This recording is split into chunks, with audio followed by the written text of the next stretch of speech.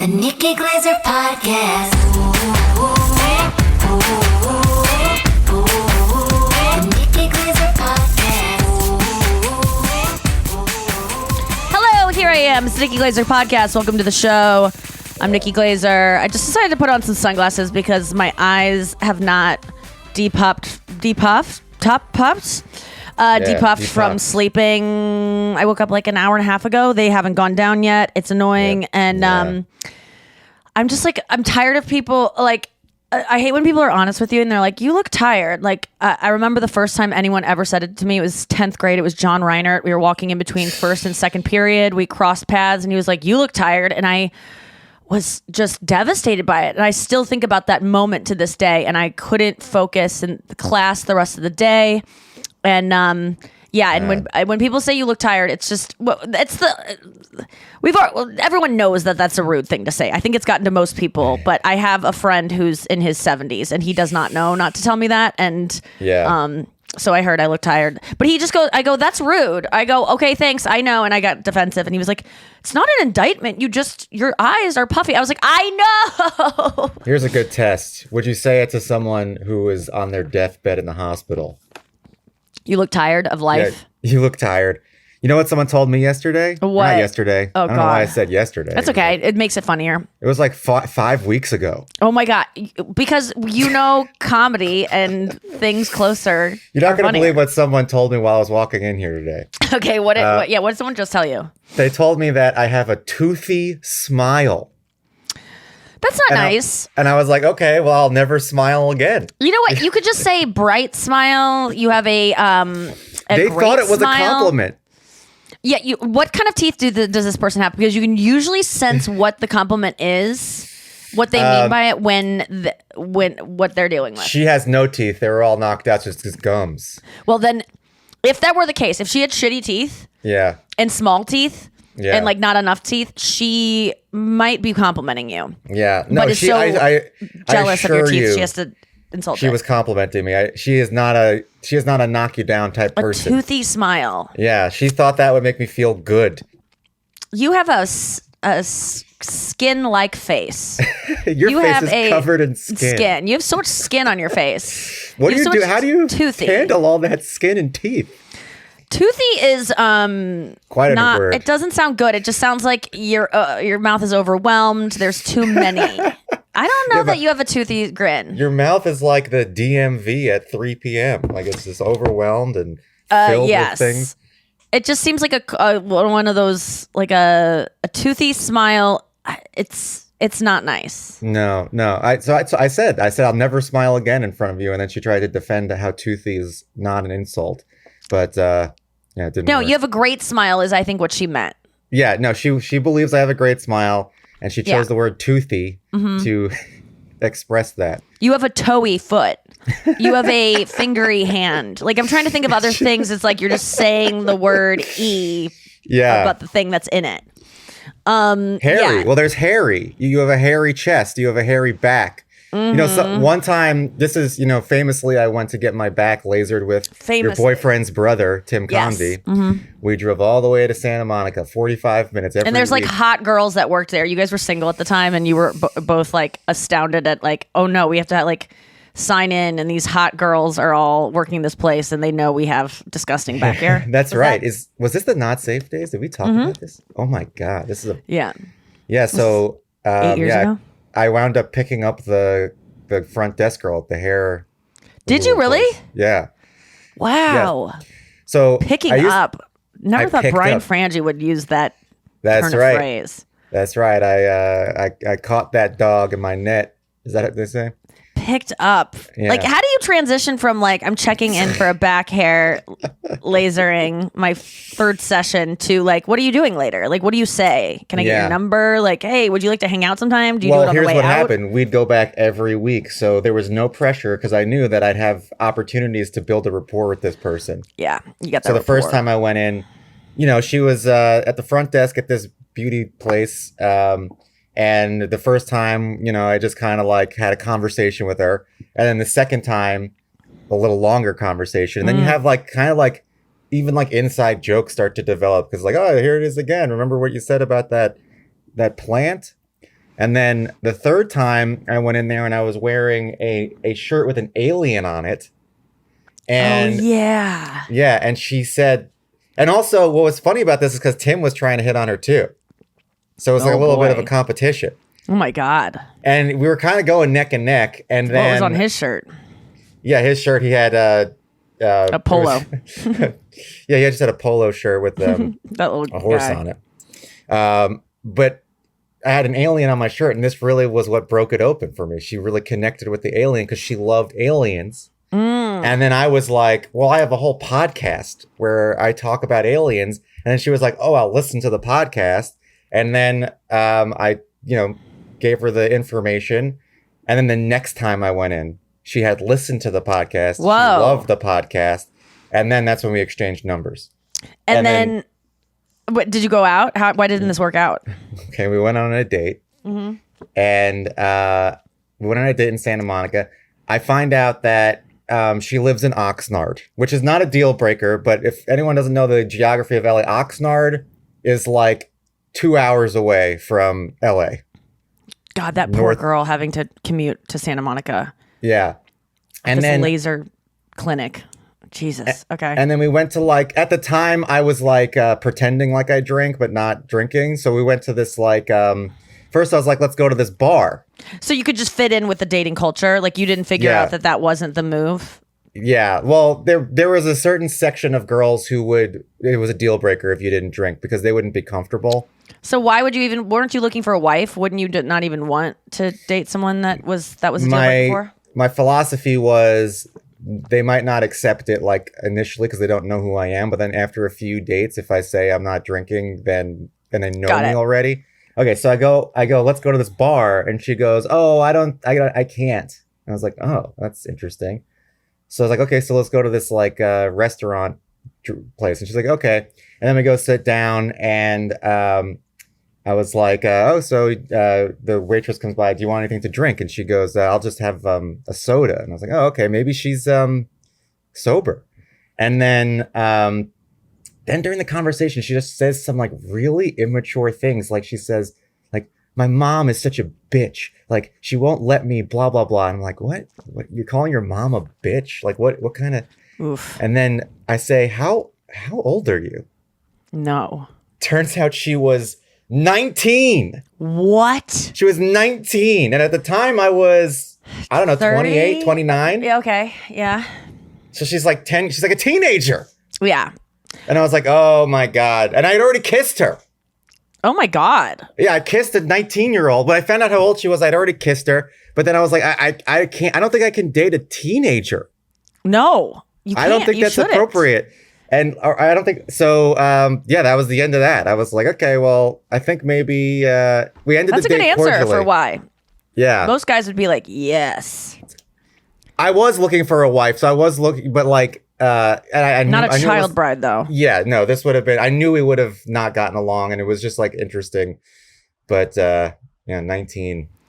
Nowadays, I date an 18-year-old. I don't care. Yeah. Now that you're married. Yeah. Who gives a shit? Yeah. I have this dog. And does your dog ever pull on the leash and then you spill an entire Starbucks down your all over the? Oh yeah. Thank God I had walked right out of the Starbucks and she wanted to stay in.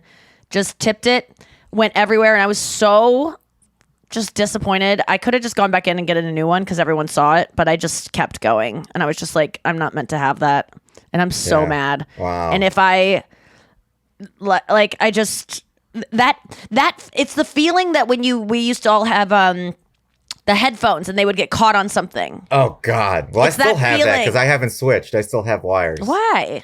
Oh God, it's the worst feeling in the world. I know exactly what you're talking about. Why haven't you switched? I hate ear pods. I feel like they fall out and they fall on the floor and they get disgusting. At least with the wires, they hang. Yeah, I've gotten an ear infection but I would get it from the wire ones too because I put them in bags and I'm disgusting. And they roll around in dirty purses. So, but yeah, the AirPods are amazing though. When you accidentally pull on the wire and it feels like someone yanked out your soul. Yes, that's what it feels like when a dog is suddenly just decides to stop on a dime and you are kind of going in one direction. And I gotta say with this dog, she doesn't understand that the that I'm pulling her. Like she doesn't know. She just thinks this thing around my neck is getting tight. This is annoying. Like she doesn't connect it to me at all. She might be stupid. Is that possible? Yeah. Like, how does she not connect it? And so there's no me, like, she's so tiny that I don't want to strangle her. And like a lot of people just yank their dog until they give up. She won't give up. She doesn't understand what's going on. She would rather choke to death than give up on smelling a little electrical box or something. Like she's obsessed with this electrical box we always walk by that's just like, just 2 sockets. Yeah. And so I have to pick her up all the time. And I know this is all trainable, but I just want a dog that is already trained. Is that so hard to ask for? Is a perfect dog that you can read afford your mind? That. I mean, they can do that for you. Yeah, you can send your dog off to be trained and then they bring it back and then you dismantle everything they did, right? I think that's how it works. You spend all this money. They're perfect. They show you what they did. You go, oh my God, this dog's going to be amazing. And then your dog doesn't respect you because it thinks its mom is this lesbian whose farm you sent her to for 3 weeks. I don't know. Good. It tests your patience. I just felt like, and with this dog, I know this is so dumb. And every mom listening to me is going to hate me right now. Hello, moms. I can't get anything done because this dog always needs something. It's always staring at me to play or want something. I'm always disappointing it. I can't get laundry done. I can't clean a bath, straighten up a bathroom, like put my makeup back in a bag. Like I can't unpack boxes. Like my house is a nightmare right now because of this dog and how every second is taken up by it. And it's, I like it though, because she's so cute. And now she is sleeping in the bed. I got her to sleep there last night. It is part of the deal she's agreed to. But and she's so soft and so cute and so cuddly, and I love her. But man, it's just like, why do humans accept? Do we need love that much that we just ruin our lives to get it? Oh, I think that's it. Absolutely. And you know what? I think over time the dog will settle into a routine with you. But it won't. You'll have to adapt also. Like it won't be perfect. And like sometimes Jack just has to. My dog Jack has to get up at like 7 a.m. in order to pee, and it's just like, oh, come on. And he's standing there, and he really has to go. And if you don't take him, he'll pee on the carpet. And like, yeah, that's annoying. But most of the time, there's a routine established, and he gets up at the proper time. But yeah, yesterday, Gilly peed on Chris's bath mat, first accident she's ever had. And then she also pooped in his room. And there was just a sternness with which he was like, we can't have this happening. Like he does not tolerate dogs having accidents. Like it's not like he's gonna kill the dog, he's not mad at the dog. He's just like, this isn't a thing I'm signing up for. Like we will not, something needs to be done. And I'm like, shut your door. Let it poop in my room. I'm gonna get a pee pad or something so she can go. But the thing is, she is she's gooning for peeing and pooping. Like she likes to go outside. She has to go so bad, and then she waits way too long. And I'm someone who's like, let's just get it done. My other dogs just if they have to go pee, as soon as they walk out the door, they find something to pee on. And she's like, no, it has to be perfect. Yeah. So I'm still learning how she works, and she's amazing, and I love her. But God, I can't imagine doing this longer than 13 years. Like at least I have an hour. She can't live, but maybe she'll live to 15 or 16. Yeah. She's 2 now. But yeah, I wouldn't sign up for a lifetime of this. And it's and she is fine doing nothing. Kids will not just lay in a little ball and go to sleep when when they're bored or whatever. Yeah, she could just literally look at nothing. My friend Sarah Lena is trying to compile. She's noticed that after she saw the Nickelodeon doc about all the perverts that were putting sexual things in kids shows, she's obsessed with finding disgusting things in kids cartoons because she's watching them all the time because she has a 1.5-year-old. And she's like, girls, I really think something weird is going on in this Bluey show. And she's like, yesterday there was this beach scene. I was like, Bluey? I love Bluey's Bluey. From Australia. It's so cute. Seems, whenever I've seen it, just seems like Yeah. Adults love it. Kids love it. It just I refuse to believe there's Australian perverts. Okay, so yeah, I think the whole country was formed on perverts being Criminals exiled there. Yeah, criminals. You're right. Australia does not have a perverted vibe to it. Like being there, it was just so. No one smokes weed in Australia. Can I say that? It's the weirdest thing. If we have any Australian listeners, will you tell me what it is about your country that makes you guys not want to smoke weed? And I swear to God, Brian, when I was there, I was like looking for anything because I didn't bring it on the plane. But I was like, everyone's getting wasted. They drink a lot. And Chris was saying it's because they drink so much. They don't need it. And I'm like, but we drink a lot here too. And I don't know if you've read recently, pot has exceeded pot use in adults is more than alcohol use. Yes. Pot's which is on crazy. Top. Finally. Yeah, pot's on top. But anyway, I was asking Australia, like, does anyone have like a vape? Like, just I want a little hit of something so I can let loose at this wedding. And people go, no, mate, we don't really do that here. But however they talk, I fucked it up. You've done better in the past. Yeah, I know you have it in you. I know you have it in you. No. And I was like, why don't you guys smoke weed? Like, and they go, it's illegal. And I go, whoa, that didn't stop us. Yeah. What the fuck? Yeah. I go, that means nothing. Like everyone in Australia is white. Like, what are you worried about? It's less fun doing it now because it's legal. Like, I want to do it less because it's so legal. But yeah, they just don't do it. And I'm like, what is it about Americans? Like, what does pot give us that Australians are like, yeah, we're good, man. Like, I have a theory. What is it? We're a more stressful country that's focused on success in our capitalist environs. And Australians have tall poppy syndrome. They don't even want to succeed if they can. Yeah, for people who don't know, tall poppy syndrome is that if you are an Australian and you get too big for your britches, the tall poppy rises up above all the poppies. They chop it off. Yeah. They don't like it. They don't like you to flaunt your wealth. There's, I heard though, because I have some famous Australian friends who have had to like kind of play it like they can't, like if it gets out that they buy a nice car, people are like, oh, who do you think you are? Yeah. Whereas in America, it's like if you Status. can't afford things, you get things that you can't afford, so you look like you might have money. But in Australia, they're toning it down. But recently, I've heard that they are being a little bit chiller about it, and it's like it's almost like not tall poppy syndrome, but like you got to be like I don't know. It's they're getting more Americanized in that way. Yeah, that makes sense. I mean, the whole world is really. Yeah, but social media. But what I will say about Bluey is that the clips, because I go, send me the clips, because I don't believe this. I don't want to know this. I want to know. Yeah. And it was, I don't think it's bad.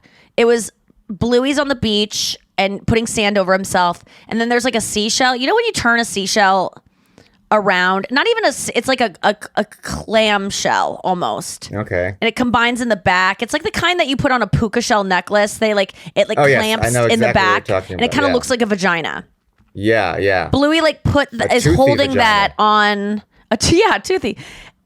Bluey's like holding that near the crotch of the sand mermaid bottom that he has. But he's just holding it. It doesn't look like anyone's trying to do anything interesting. And then there's another scene where, you know, those like little clam shells that pop out of the sand and then they squirt water as a defense. They squirt out water.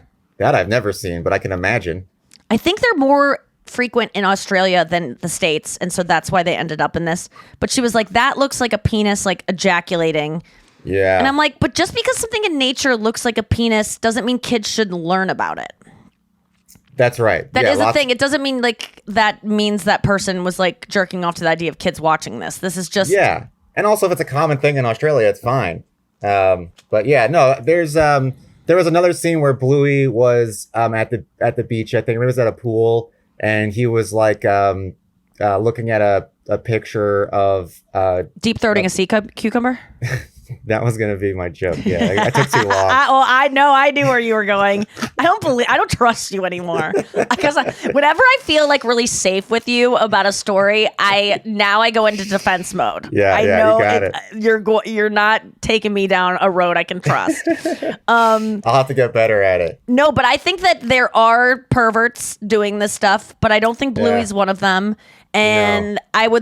I think parents that are bored watching cartoons, keep an eye out for this stuff because adults are trying to make jokes because they're bored with their job.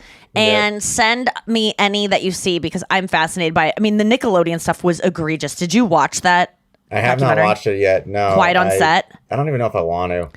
I'd like to hear what the things are, though. So they made one was Ariana Grande she was trying to juice a potato. So she's trying to get juice out of a potato. So she's doing like this with the potato, and she's like, I can't get it. It just won't come out. And she's kind of like giving a hand job to the potato. Yeah. And then there's another one where there's one where Jamie Lynn Spears on Zoe 101 or whatever that show is getting a squirt gun, like squirting like a goo on her face, and it just looks like a cum shot. Like and this is the documentary saying that the producers on purpose were doing this to get sexual content from their teens. They weren't like trying to fuck the kids. I don't think in this particular. This wasn't. It was a way to exploit children for sure for their own little jollies of like this is an inside joke with us. So there were people on set trying to fuck kids, and they did fuck kids. But the guys that were writing the stuff, I don't think. But it was all a culture of like taking advantage of these kids, making them do really disgusting things, making the kids who are black do even weirder things. Oh. And like making all the boys wear spandex suits as much as they could so that they would have their so they would just feel degraded. I mean, it's disgusting. Dan Schneider is a fucking creep, pervert, disgusting Why would person. they do that to the kids? Because they're sadistic, and because they get off on they were bullies, and they won these kids and they are so in charge. And a running theme in all of these shows too was that Dan Snyder would put himself in the show, and the kids would be like, "We fear the creator." They would call him like I forget what they called him, but they're like.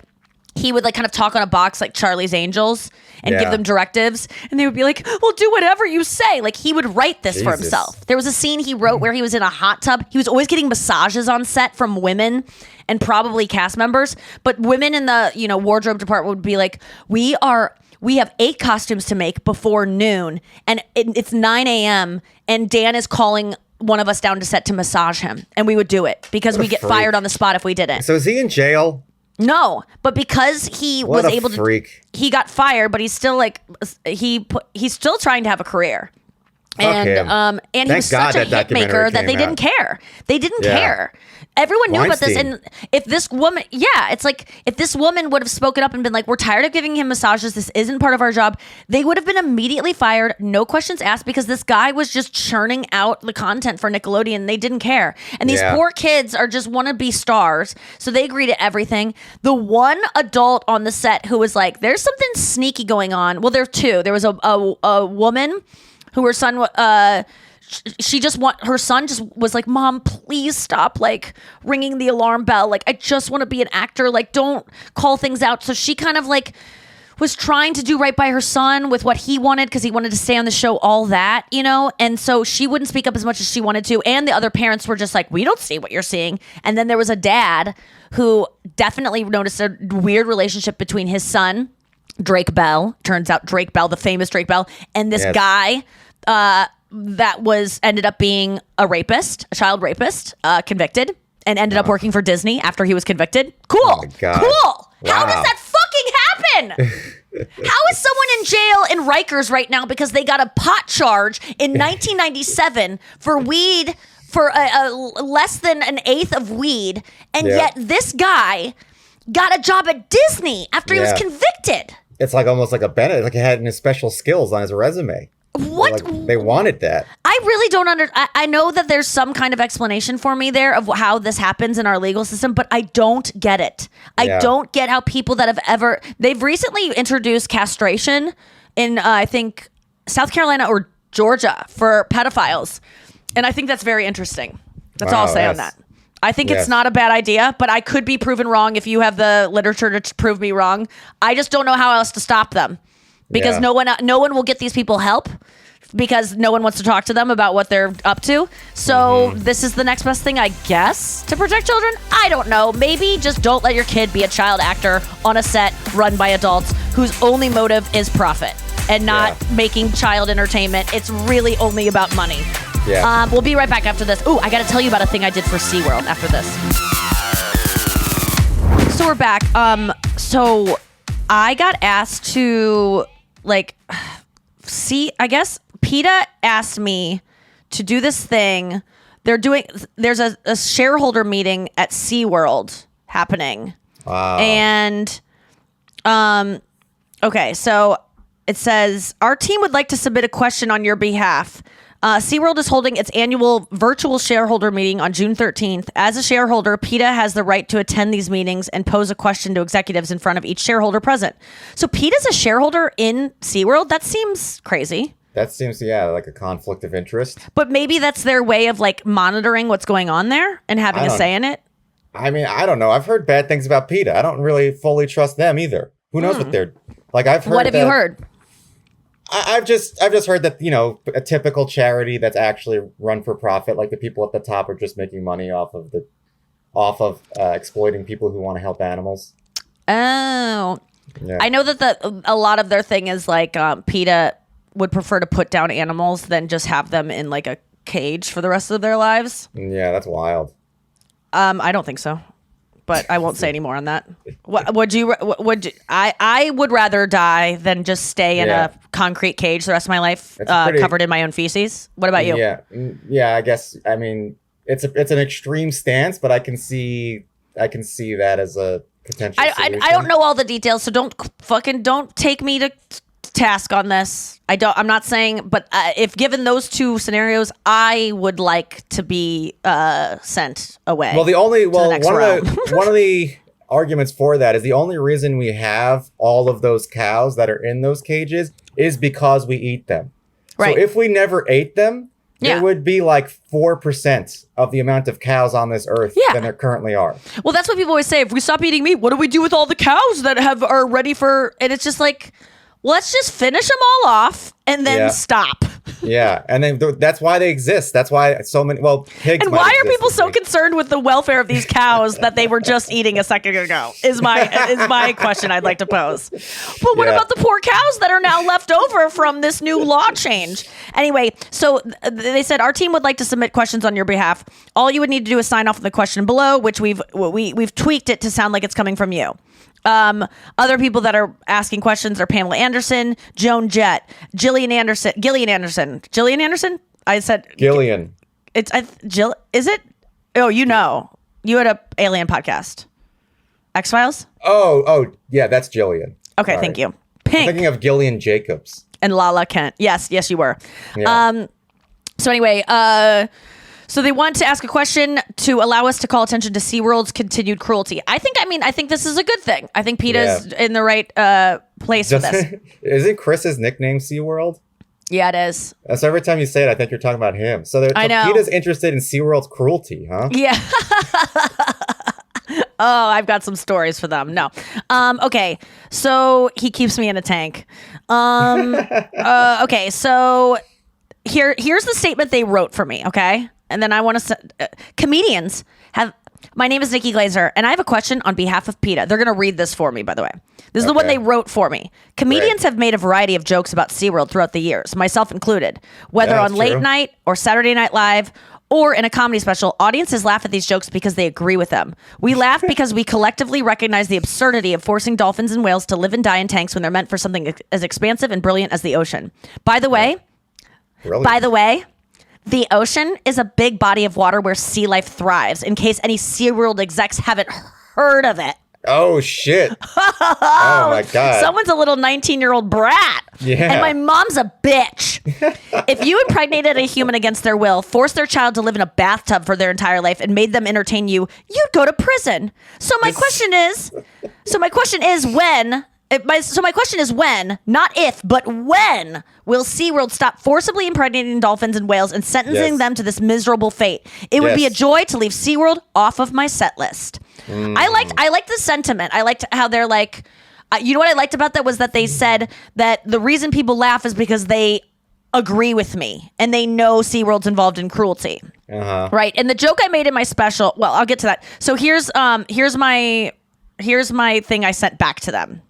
You know what I hate with phone apps? When you are like trying to switch between apps and it has to like reload when you open up the app. Get out of here with that. It's like I'm looking at my email, I'm trying to transfer it to my notes app or something. And then when I go back to my email, it like has to go back to the original email screen and I have to go back into the email. Or if I'm looking at Yes. sports scores on Yahoo Sports and I want to go back to Hulu to look at the game. Oh, and I go Hulu's back- got to start up their little logo first. Yeah. And then you I have to go back watch to Yahoo Sports and it reloads the original screen. Get It's like, why can't they out just with save that it? shit? And What here's the another. fuck? Oh, how many times has this happened? You're on Instagram and you open up Instagram and there's a reel playing that you're my like, oh, I can't God. wait to watch this. And then Yes. some reason you like hit a part of the screen, or your Instagram decides, we're actually gonna start over. Like we want to Yeah. start from the top and refresh. And then that reel is gone forever It's because gone. there was nothing. No, you can't find it. You can't scroll. It's just gone. It's gone because you don't know who made it. It was just a girl talking in her bathroom about Yep. some new kind of blush technique that is going to give you an eye lift. And I Yep. needed to know what she said. I'll never find it again because I don't know who that girl was. It was suggested content, so I don't already follow her. And I'll never get it back. I'll never get that video back of Taylor Swift looking fine as hell, Yeah. wiping some snot and then hitting a note that is amazing, or whatever it is that I wanted to see that she did, which was so cool. And it's gone forever because the algorithm decides to just like refresh for me. Yeah. It's They so think they annoying. know. Yes. I Why- can't take it.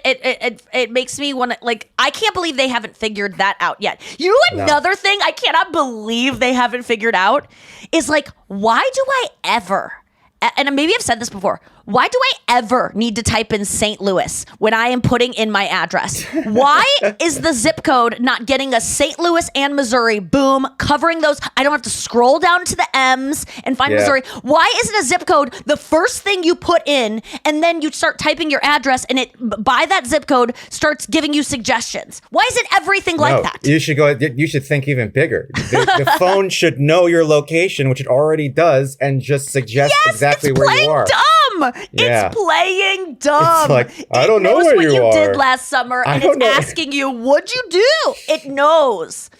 It's such bullshit. Yeah. There's As if so it many doesn't know things that I'm every just fucking like, thing how about you. does this not know this thing? Or it will like, I will type in, I will say like, leave that package for Nikki Glaser, and it, I'll do the voice command, and it will type in Mickey Oh, God. Glaser with 2 S's. And I go, how many times on this device have I filled in my fucking name? Yeah. I mean my ducking name. At least it's got that No. right now. Yeah, no, it still does ducking for me. It does so many of those autocorrects are terrible. But then we all say that AI is going to come in and take over the world. And it's like, we haven't even figured out how to get autocorrect right on our phones. This is what AI is going to be for the next, how long have we had this stuff on our phones? Like 15 years now, 20 years, and it's still shitty and mistake ridden? Oh my God. Like the way that if you will dictate a text to someone and you just start talking like a paragraph of text and you say it really perfectly and you fucking nail it, you're putting on the periods, and it will just throw in commas everywhere, which is not good. I would rather it not put in commas and have it be a run-on sentence, because then I know where to go in and put the commas later Yeah. on because I didn't say comma. throwing in Rather than commas. just, sometimes Anya is such a Anya knows perfect grammar, and I know she judges people based on their spelling mistakes and grammar. Like, I just know who she Yeah. is. Oh, And yeah. she'll think less of someone, just slightly, because I do too. And so whenever I write her a paragraph, I always have to say, by the way, I dictated this. Do not think that I think there should be a comma after every subject or whatever. Do you have that? Does it happen to you where it You throws in remember- commas? Do you remember in middle school when you first learned about the comma and then all That's your what it essays does. had like 1,000 commas in It is seriously a 6th grader writing their first 5-paragraph essay about why whales are better than dolphins. Which brings me back to the SeaWorld thing. So this Yes. is my modification of it, right? So this is what I sent back, Brian. My name is Nikki, and I have a question. My name is Mickey Glaser, and I have a question on behalf of PETA. I'm sure you've noticed the uptick in comedians making jokes referencing SeaWorld in the past 10 years. I actually just referenced you guys last month in my latest special. In case you didn't see it, the joke I told was about how I am experiencing vaginal dryness lately. I said that I longed for my 20s when I was, quote, constantly wet, end quote. Then I said it's because in my 20s I worked at SeaWorld, and animal cruelty turns me on. I'm sure you're not laughing, but I will tell you the audience there that night really enjoyed it. And the reason they laughed was because what I said is true. Everyone knows what you're up to over there. We know that you force dolphins dolphins and whales to live and die in your tiny tragic tanks when they're meant for something as expansive and brilliant as ocean. I didn't change that sentence. I liked it. I don't think all of you are bad people. I bet you love animals, and deep down you know what you do is wrong, but you're blinded by the profit you make off of people who come to see your shows who don't yet know the truth. Oh, but they will know it eventually, and they'll stop coming. I can't wait for when they do. But until then, you have the chance to do the right thing by the animals you claim to love so much. Please, for the love of God, stop imprisoning and forcibly impregnating dolphins and whales and sentencing them to a miserable fate. I'd love to leave your company out of my jokes, therefore allowing me to focus on the other pressing humanitarian issues, like my vaginal dryness. I thought it'd be funny to like make some jokes in it. Yes. Right? I agree. I like that version a lot better. Thank you. Well, they sent back, well, I'm so sorry, but we can only have 1,000 words. So they took out all the jokes. And then I had to sneak them back in. And I put, what did I put? The end one is me writing back. I said, they took out my quoting my Why my can you joke only have 1,000 words? because they didn't want me to say vaginal dryness at a shareholder Okay, meeting. so But they you know tried- what? I think that wakes people up at a fucking shareholder meeting. Yeah. And it's from Nikki Glaser. Everyone knows my style, and if you don't, Right. get on board. It's so boring to just have a bunch of celebrities being like, this is bad and it's tragic and I hate it. You need someone in there to be entertaining so that people are Yes. like, what? She just said vagina at a shareholder? So I changed it to. I actually just referenced you guys last month in my latest special. You should watch it. I'm sure you won't laugh, but boy, did the audience that night. And so, and then I said, all this is the same until the end because they took out the vaginal dryness joke. And I said, I'd love to leave your company out of my jokes and work on calling out circuses next. So that was just like something I could add in. But it just, sometimes I just get this like fire in my belly where I'm like, oh, I'm gonna just like say something I nailed it. Like I just wrote that out so quickly, and I was like, oh my God, I can't wait for someone to have to read this on a Zoom to all these like uptight suits. And then they just take out the zest. But I will say PETA did come up with a cool, they came up with a tagline for my poster that I did, the naked photo shoot that was, I never steal anyone's material or something like that. It was, I forget it now, but it was a good tagline that I did not write. And everyone was like, that's so good, Nikki. And I was like, I didn't do it. PETA did it. But PETA was cool when I did the shoot with them, because I was super scared when I went to the shoot. Like my mom came with me and I was like, Mom, do not wear any leather. Like don't have any leather on your shoe. Like make sure, you don't kick any dogs on the way in. Make sure that there's no bird shit on your car. Like I don't even know, like they might be like, your car blocked this bird from shitting in the grass where it's meant to shit, or, I don't know how insane these people are going to be. But we got there and I was kind of talking to them about stuff and I go, this purse, it's made of apples. It's not real leather. I like walk in immediately like, I swear. And they go, we don't care. And the representatives they sent to me were actually pretty chill. And I would like to share that not everyone at PETA is insane and is going to make you feel on your coat. No, some of them are, and we need those people to be loud and like not take any kind of excuses or that you might have for doing what you do. But they, I was talking to them about. My mom was kind of like asking like, well, what about, I don't even think you should do used leather, because she was trying to like fit in, even though she absolutely believes in leather. And they go, oh, used is fine. And I was like, what? And they're like, yeah, if it's like already, if you want to thrift. Yeah, totally.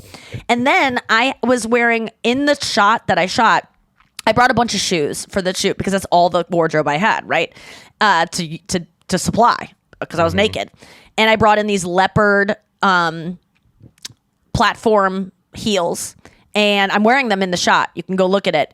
But and I go, are these okay? They're leopard. I just don't want people to be like, why is it okay to use fake leopard? Because it's obviously not real leopard. I don't think anyone has real leopard things. Maybe in Dubai. Elon Musk or something. Yeah. And they go, no, it's fine. Like, and I go, but isn't that bad to like even use animal print fakely? And they're like, no, who cares? They're like, seriously, it's fine. Like we encourage like using fake stuff, fake it all day. Like just don't use real stuff. Yep. And then I saw the shot and it was me in these leopard print sandals. And I just know people hate PETA so much. They'll use and vegans, they'll use any kind of reason to dismantle what we're doing. So I knew comments would be like, why is she wearing leopard print? Like it would just distract from my tits. So I had them Photoshop the heels to be black, because I was like, I just don't want trouble. But PETA was like, we don't care. Use leopard. And I thought that was an interesting choice that they were just like, oh, that's fine. But I will say that, I'm getting a new car, you know, and I've been test driving all these Mercedes, and I told my sister about this one that I was going to get. And she was like, what's the interior? And I was like, leather. She goes, what? And I was like, it's leather. She goes, it's leather? And I go, yeah, because I don't know what, like, I was just like stumbling over my words. And she goes, you just did a campaign with PETA about not wearing leather. And I go, I'm not going to wear the car, you know? And I go, no, you're right. Thank you. Because this is a good reminder. Like, even me as this, like, I am all about doing the right thing by animals. Even I can be like, but I want it. Yeah. But this is the one I want. I don't want the car that has the cloth interior. That's not as good. And the fancy cars have real leather, and the non-fancy cars have fake leather. Mm-hmm. You have to get a shittier car. And it doesn't feel as good. And guess what? I don't get to. I always use that argument for people who are like, but I love milkshakes. I'm just like, okay, well, sorry. That doesn't mean you get to abuse animals just because you like something. So she really like threw it back in my face, and I loved that. And I like when I catch myself messing up in the way that I call other people out for. Mm-hmm. And I was able to go like, Nikki, no, you don't get the car you want just because you want it, because it has leather interior, and that's not cool. So I found one that has fake leather. Oh, nice. And I think I'm going to do that. I prefer leather interiors. I don't like how hot it gets and and it's sticky. It gets you can people say like, oh, you can't clean a cloth one. You can easily clean a cloth one. You can just get carpet cleaner if you get a stain on it or something. Right. I prefer non-leather. I also don't really like how the leather smells for so long, but that's just me. It is weird. You're like sitting on animal skin, that like an animal that was like skinned. It's terrible to think about. And Chris was saying like, he goes, I will say that I think most leather is a byproduct of like the meat industry. Like they use the discarded. Yeah, we're just like the Native Americans. We're using every And I go, but then, I don't want to partake in the meat industry, even if it's like a byproduct of it's a byproduct of something else horrible. So everyone was right. I'm doing the right thing. I'm getting but I honestly I can't always do the right thing. There's things in my life that I fuck up. You can't drive yourself crazy. There's gonna be animal products and all sorts of things that you don't even know. And glue and like the glue that holds together your your hair dryer you might find that. You can't drive yourself insane because you have to realize that you as an individual are not going to change the planet. But you can do what you can. You do what you can. And that's what I always tell people. Even though I'm a vegan, I don't expect everyone else to be vegan. You just try to make some choices here and there that aren't meat related, and you do your best. And that's all I want. It's up to the corporations and the governments to make change, and that's all you can hope for. Until they're only making things that are animal free. Pipe dream. Yeah. Well, I mean, it just does. Like I was thinking about SeaWorld and how the people that probably started SeaWorld were the people that work there do love animals. Why would you get into that? That was my dream as a little girl, was to be one of the women with the ponytails that gets pulled to the bottom by Tilikum or whatever and drowned to death. I wanted to be that cute girl that was riding on the nose of a whale doing a show because I loved animals and I thought those animals liked that. Yeah. And so these people going to the shows and working at zoos and circuses, a lot of them love animals and they want to be there to almost monitor what's going on. And so I know that deep down, but people just get blinded by money. And that's what I was blinded by for a second. I want a Mercedes. I want the nicest car, and the nicest cars have leather. I can't help that. That's just what they do. And I act like I have no say in it. And I caught myself even being kind of a shitty person. There might have been a kid out there. Like, you know, just a capitalist. Yeah. There might have been a kid out there who hated animals and was like, I can't wait to go. Well, now the truth is out there. So if you're a little shithead, sadistic, like if you're a non-yawner and you want to abuse some animals, you know where to apply. Can we go to SeaWorld? Can we spread that? Can that non-yawner? Yeah. I mean, it's a great way. No one will know what you're talking about unless you're a bestie. And I feel like it's a little code. I think it's good because we reference people like that all the time on here. Yeah. And I think we can all be non-yawners sometimes. Like sometimes I really have, like the other day, Anya like showed us all this video her new music video, which is literally incredible. Anya was like a amazing figure skater when she was a child. Yeah. And then she had a catastrophic injury that like kind of took her out of it. But she has all this old footage from her skating. And then she has this new music video coming out with footage of her skating now. And she hasn't skated in like literally 27, 30 something years. Damn. I mean, insane amount of time. Maybe she skated once in that time. And she's so smooth. It comes right back to her. The music video is one of the best she's ever done, if not the best. I mean, it's so good. And the song is one of my favorite songs of hers. And I'm so excited. I think it's coming out this summer, but she like showed it to all of my friends and she posted this. You might have seen her story, besties, but she posted a story of us all watching it last weekend on my birthday. And Hala is here and Kirsten's pregnant as fuck. Hala just like is a person who emotes generously. And so they're sobbing because the song is about life and death and nothing lasts forever. And there's all this footage of her as a kid growing up through the years. And they're sobbing and she's like, you know, filming Kirsten, like literally like red faced, puffy eyed, like, you know, looks real tired. Just kidding. Call back. Hala sobbing, and then they get to me and I'm just like on my phone texting and I'm like, I'm sorry, I don't feel things in this way. And I look such like a non-yawner, but I was in that moment. Like I don't often cry when things are like make me happy. Mm-hmm. Or like that, or like touching. I like, and it especially, I think there's a part of me that when everyone's crying, I'm just like, I'm not doing this. Like, I don't want to. Yeah, you don't want to. Someone needs to be in control of this ship right now because we're going down and everyone's crying. I need to be the one who's over here figuring out our dinner plans. And that's what I was in that moment. And I looked like a real I looked like such a psychopath in this video. How about you? Do you feel, we've talked about crying on the show so much. When are you touched to the point of crying? Ranking, well, I want to rank cries, and I got to tell you, happy crying is number 2 in the cry rankings. In terms of how it feels? Okay. How it feels. Oh. Happy crying is number 2. Sad crying is the bottom, obviously. Oh, God. I think, okay. No, okay, sad... no, when you're full of grief and you're crying, I think that's number 3. Wait, you're talking about rankings in terms of how good it feels to you? Yeah, how good it feels to me. Yeah, satisfying. See, for me, ranking crying would be like I have to watch someone do it. Because I am not someone who cries enough to like actually have enough data to collect and rank these. Yeah. But I don't care. When people cry from happiness, it is sweet to watch when a little girl finds out she's going to Disney World and she's so overwhelmed that she starts crying. So fucking cute. But when you're an adult, get it together. No, it feels good. I'm just kidding. I wish I could feel that happy. So happy crying is number 2. I think grief crying is number 3. When you're crying in pain, that's the worst. Oh no! But number 1, that was you this weekend. Now, so I've cried quite a lot over the last couple weeks, and I had an opportunity to rank the cries.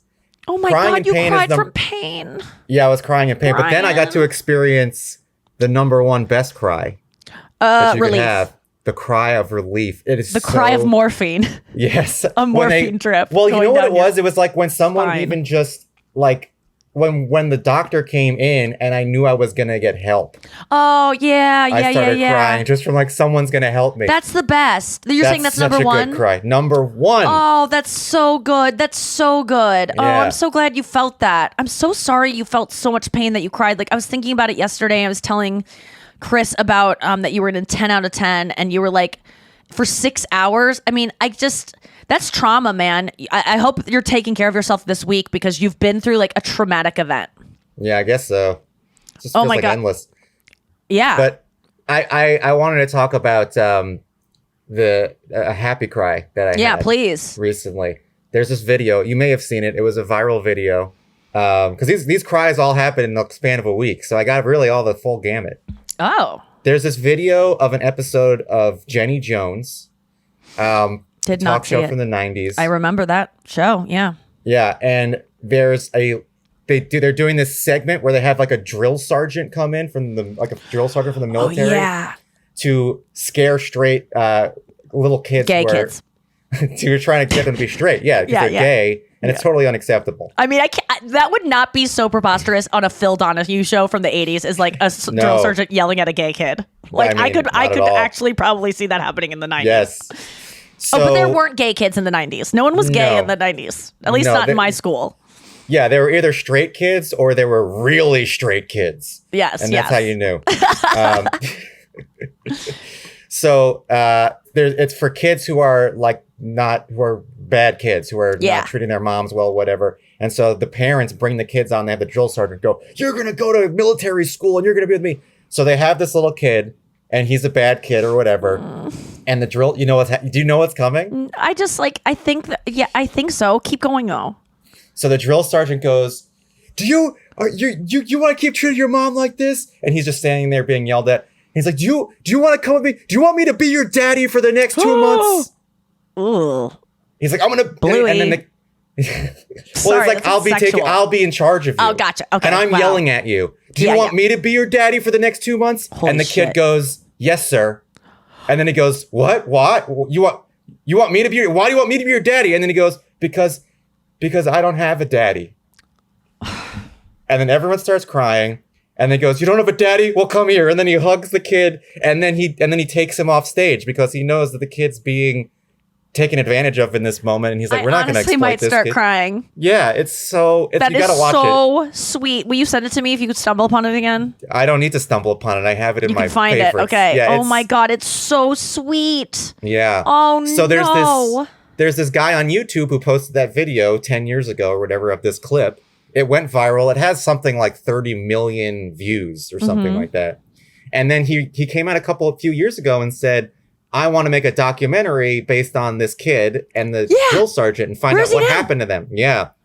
And so it was one of those videos where he posted about it. Then he posted a year later and was like, "I'm still working on this." And then a year later, everyone's just like, "What the fuck, man? What are you doing? Is it happening?" No, then or he not?" posted, listen, this YouTube channel did bring me a lot of joy, but I realized it's really taken over my life. Yeah.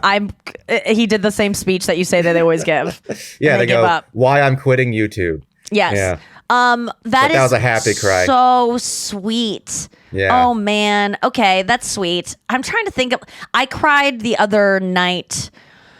If you want to cry, if anyone's in the mood to cry, there's a Taylor Swift song that she's never played live, and she never will play it live. But it's called Ronan. She doesn't say the name in the song, but it's about a kid who died of cancer or something when he was 4, and it's from the perspective of his mom, who I think was a fan of Taylor Swift. I forget how the song was written. Swifties, don't even DM me about it. I can't handle it. But somehow she knew this family, and this child passed, and she wrote the song from the mother's perspective about this kid, and it is the most heartbreaking song you've ever heard. And I played it for Chris the other day because we were playing each other songs that might make each other cry, and I was sobbing, and it felt so good. It felt good. I would rank that as a number 1, even though what gets me, and I've said this before, is when people that are living talk to dead people and act like they're still there. So they're still talking to them as if they're there, or a letter or something that a dead person has left behind is read posthumously, talking from the afterlife. It all started for me when Forrest Gump is talking to Jenny at the grave and saying, he's so smart, Jenny. You'd be so proud. And I remember I got cracked open in 5th grade when that movie came out. That was like, I couldn't function. Yeah. And there was the other movie that I haven't seen since it happened, but I think in 8th grade, I went to go see City of Angels, Meg Ryan, Nicolas Cage. And the end of the movie, there's a twist. And I didn't see it coming, and it has started my whole passion of movies ending tragic. I like when movies don't go what you think they're gonna go, and it's Romeo and Juliet's. Like they both, and that kind of happens in this Tragedies. And I remember I couldn't leave the theater because I was sobbing so hard, and my friends all kind of looked at each other like, "What's going on?" And I couldn't stop crying. It's the only time in my life I really couldn't stop crying. And it never happened again. It was so embarrassing. I think I was just like, "Nope, you're not doing this again." And I just put that. It was too embarrassing. I couldn't stop. And it was That's all okay. about it was about Meg Ryan on a bicycle at the end, and she was free, and she was finally going to marry this angel that she was in love with through the whole movie. And then she gets hit by a car, and now she's an angel. And now he, who just became immortal,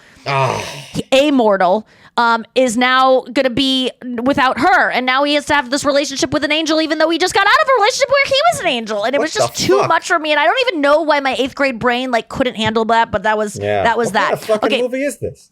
It was so good. I love movies that don't give you what you want. More. Game of I want Thrones. more of that. Okay, we'll be back after this. Brian, what have you been watching recently? Anything good? Well, guess what's on? Guess what just started up again? America's Got Talent. It's back. Oh, AGT. Talk about crying. And they're not. Yeah, so that's why America's Got Talent, I think, is so good, because when the auditions go well, you get a combination of happy crying and relief crying. Got it. It's the relief from all the work you've been doing finally paid off, and someone's acknowledging you, plus the happiness of succeeding. Yes. Oh, it's so good. You know what a relief cry that remember when Noah told us that her favorite part of a hike, because I was like, why do you like hikes? Maybe she didn't say this on air, but I was like I don't understand people who like hikes, and she was like, I like it because when you see your car at the end of it and that sense of relief. Sure. When you're like, no, it's done. And I call bullshit on enjoying things where you only like the end. You don't get to say you like, not I'm calling bullshit on Noah. I love Noah and everything she does is perfect. But like I claim to like Pilates, but I only like when it's over. So I don't really like Pilates. I like the feeling of dopamine I get from doing something hard and completing it. By the way, I did discover, because I just read a little bit, and I should have done this a long time ago. I'm trying to figure out like why. I'm just trying to figure out myself, right? Like Enneagram, all those things. I recently was like, I don't know the difference between dopamine and serotonin. Like, I really don't. Do you know the difference? Not really. I just know that dopamine, oxytocin, serotonin, endorphins, those are the happy chemicals. Well, I don't know where oxytocin and endorphins fit into this, but I do know the difference between serotonin and dopamine. What is it? And serotonin is the feeling you get of of calmness, of sereneness, of joy, of just like a lasting, pleasant feeling after, you're at a spa or you're relaxing or you feel like you're hugging your dog and you feel this like love fuzzy energy inside, like that feeling. Yes. And then dopamine is the feeling you get, and I'm paraphrasing, and I'm probably, please, if you know more than me, slide into my DMs and educate me more about this. But I believe dopamine is the feeling you get after you accomplish something, where there's the relief. The doctor walks in the room and it's like, oh, it's over. Or like it's a surge. It's like, it's an energizing thing of like, you find out that you just got something. And that's like, serotonin is the feeling that you have in a committed, happy relationship where you feel safe and secure, and dopamine is what you feel when the roller coaster is flying down the hill. Yeah, and then colloquially, people say that when you exercise, you get your endorphins going. So I wonder if that's what endorphins is. It's just like... Yeah, because I realized that I'm not interested in serotonin. That is not what my body wants. I don't like it. I don't like feeling safe. It makes me feel uneasy, like this is going to be... Interesting. I don't want it. I don't want to feel... I don't like spas. Like the idea of going to a spa... Okay, this is insane. When you go to get a massage, I don't know if you've gotten to get facials or massages at like a real nice spa. A Russian bathhouse. Well, like even those. Well, like a Korean bath spa. I know you were making a joke because Russian. No, I bath wasn't. spas. I have gone to Russia. They're amazing. Yeah. Yeah.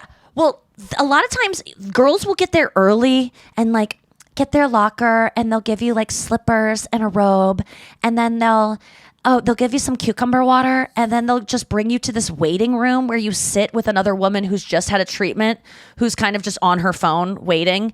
And you sit and you listen. There's like trickling water, and it's so serene. And I'm like, what are we doing? Like, why? Just bring me back now. I want to go to my massage now. I don't want to. And then after your massage, you're supposed to wait in that room. I always get to these spas and I go, I don't need the robe. I don't need the slippers. Like, let me just take me to the room. I don't want to make a, and I think that's the difference between, that's someone who likes serotonin is someone who really embraces the spa day. I wish I were more like that. And I can't force it. It's never going to be who I am. I feel uncomfortable relaxing. You know how you do that act out where you're acting out, I forgot which friend, who like moves really deliberately and slowly. Yeah, pretty much then, all like, my friends. Yeah. Yeah, I love that act out. I've been doing it I've been referencing you several times this weekend saying like Nikki always does act out, and I feel like I experienced that because let me tell you something. I was in Texas this weekend, and almost everybody in Texas is doing that, where they're just like so now. slow. There's no urgency to anything at all. They're just like, and they're used to it. So no one's like freaking out, but I'm just sitting there like, what the fuck is happening? Why is everybody so slow? It is a superpower to move that slow. I truly believe that. And I know people that move that slowly cannot help it. But I watch it and marvel at it. It takes so much energy for me to move that slow. And sometimes I try to do it because I try to be like a Pilates girly when I go down to these classes that I take. And I try to like set my locker and put my Crocs into my locker gently and then set my phone gently and then unscrew my water like slowly and deliberately just to like fit in with the vibe of the class. And then also my class is called Legree. It's not even Pilates. It's called Legree. I don't know what it is, but it's like, it means every rep you take. I was thinking the same. Yeah. Should be 5 seconds long. So when you go down to a squat, it's 1, 2, 3, 4, 5. Then you're in your squat. Break. 1, 2. No. Then you rise up. And I am not someone. Can't even take it. I couldn't take it either. Speed that up. I hope everyone's listening on 2 times the speed for that section because that was disgusting and that was not on brand for me. But the other day I was in class and this girl afterwards was like, big fan. It was really sweet. She was like, love seeing you here. I think she worked there and she goes, you gotta go slower. And I go, girl, never gonna happen for me. I'm not doing it this way because if I go slower, I'll give up because I'm bored and it's harder. It is harder to go slower. And I know myself, and when something's hard, I quit. Yeah. I don't go, you can get through it, Nikki. Like something has to be about 5% harder than I'm willing to give, and then I'll stick with it. But if it's 6%, I'll go, this sucks. You're bad at this. Give up. So I just told her I have to go fast. I'm sorry. I can't agree. I disagree. I don't agree with you. I don't agree with you. That was better. Yeah. But yeah, that deliberately, that slow moving person is someone who can really sink into serotonin. Like I watch Anya pack a suitcase and I can't, I want to go up to the little toggle at the top of her screen and do 2 times the speed and just see what would happen. But I'm jealous of someone who can be that like perfect with things and gentle. And I think that's the kind of person I wish I was. And then sometimes you just have to be like, well, I'm not, and I never will be. Mm-hmm. If there's one thing about yourself that you could change, what would it be? My obsession, my obsessive compulsive nature. So that like you're insane. Legit OCD. I mean, I don't know if it's OCD legitimately, but I definitely obsess over things, and then it creates huge problems in my life. Yeah, that's OCD. I mean, if your obsessions are interfering with your day-to-day life in any way or your happiness, I think that's OCD, and that's okay. I think all of us have some kind of form of it. But there are things around that. As you know. I mean, it's also my superpower. That's why I'm a good writer. Is because I perfect everything I see. I try to perfect everything. I see the flaws in everything, and I'm not afraid to point them out. Yeah. Also, why I'm a number 1 Enneagram. That's a good point. Yeah, because if I were slower, I just would not. Well, I've been over this a million times. I just wouldn't get as much done in my life. But I think I wouldn't stain as many things. I wouldn't break as many things. I wouldn't be like mad at myself for dropping stuff and getting things dented and ruined. And I would. And now I'm just kind of like, that's me. Well, this is me, which is the title. That's so weird. That's the title of this cartoon book that I'm obsessed with. This guy, Asher Perlman, has a new book coming out. You can get it on pre-order, but I got a advanced copy. It's one of the funniest cartoonists. It's like, Far Side plus New Yorker, like the best New Yorker cartoons. I think he's a New Yorker cartoonist. Cool. Yes, he is. He's a Peabody Award-winning cartoonist. Asher Perlman, Emmy Award nominated.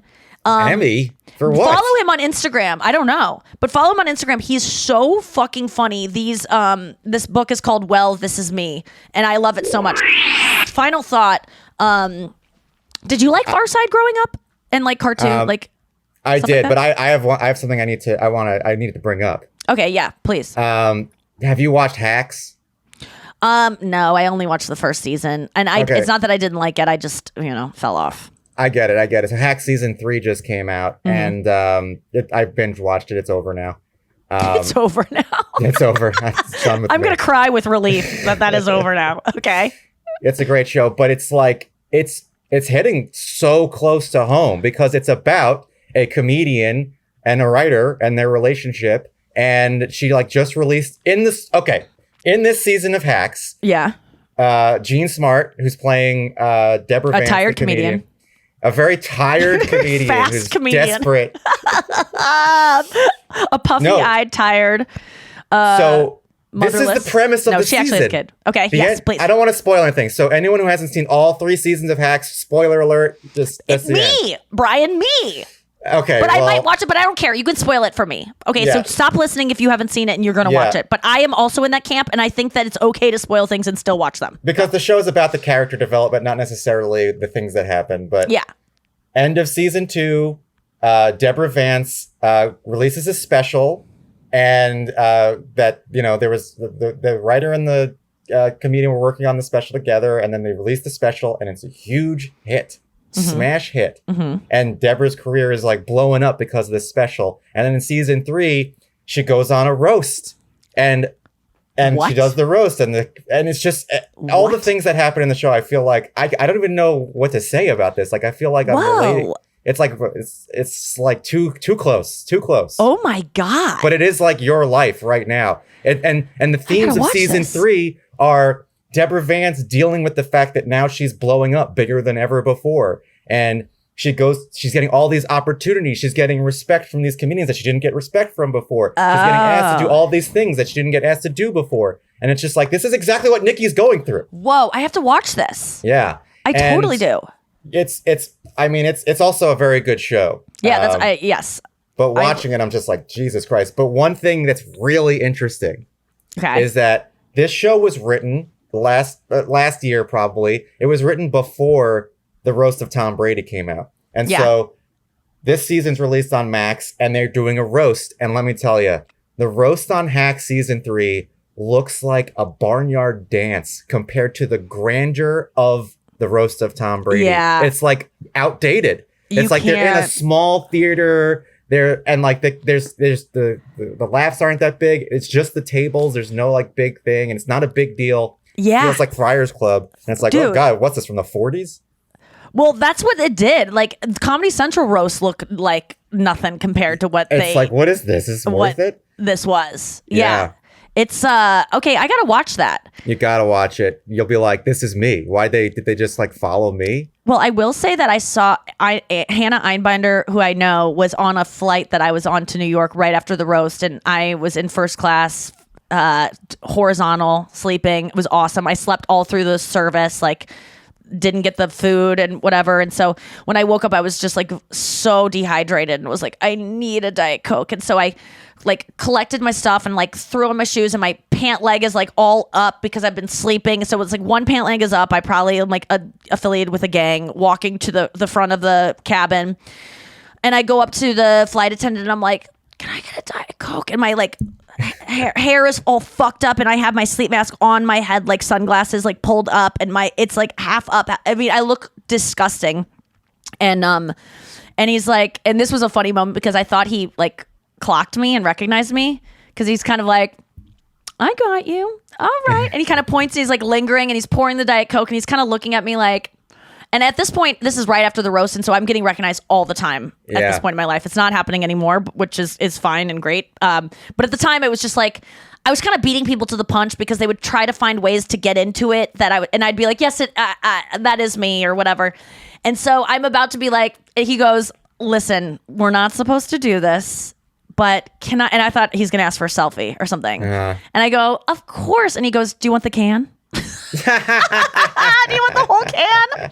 And I'm like, Wow, how generous. and so I took the can back, not having been recognized at all, and felt stupid. But then I see Hannah Einbinder walk to the front to get something, and she is much more engaged in conversation with the guys. She looks perfect. Her hair is just like that perfect bob that's shiny. She's wearing like a cozy sweater, like a turtleneck sweater, and she's got the sleeves like pulled, like they're like kind of on her, like she's like that cozy girl that's maybe like walking out on a dock early in the morning to like look at the sunrise with her hot cocoa, and she just looks so perfect and beautiful and glowy, even though we're on this dehydrating flight.